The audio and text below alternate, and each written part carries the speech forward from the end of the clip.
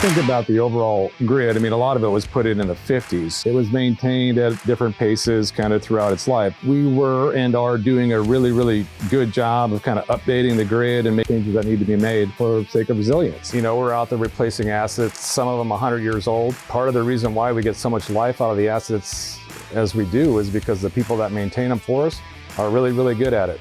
I mean, this is when our folks go to work. No matter when they do it really, really well.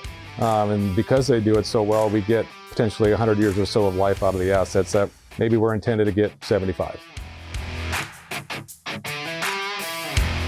I'm a reliability engineer in substation asset management. We'll go and we'll take oil samples on transformers, electrical testing on transformers. The samples will get sent out to a lab. We can look at the results and get a picture of what's going on inside of the transformer. Our team will look at those results and we come up with health scores that will use that information to help us rank and prioritize replacements. I really enjoy making those connections with the people that know what they're doing because they're out there every day. They're the ones doing the work to make sure that we have reliable substations and reliable transmission lines and distribution lines, being able to make those connections. And so they know that I'm there to help them and support them. And our team wants to hear from them when they see an issue. We want them to feel comfortable bringing it to us so then we know what to do. We know how to account for what they're seeing in the recommendations that we make.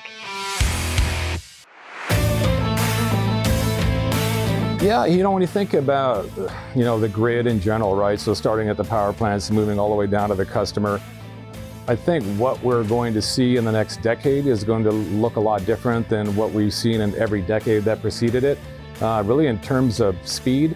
So if you think about our company, we've, you know, been able through mergers and people locating in the states of Kansas and Missouri to accumulate, you know, about 10 gigawatts of load over about 100 years. You know, there's an outside chance that we might increase that by 40% in the next 10. So that's a speed at which we haven't historically been asked to move at, that we'll be asked to move at in the future, which I think is great. I mean, I think most of us at work here have some degree of competitiveness. I certainly have that. And one of the things that really is going to be the lifeblood for the company going forward is that we're able to move fast enough and be resilient enough that people are going to want to locate here because we can do all that at a price that's better than anyone else. And it's an opportunity like we haven't had maybe in our entire over 100 years of being in business.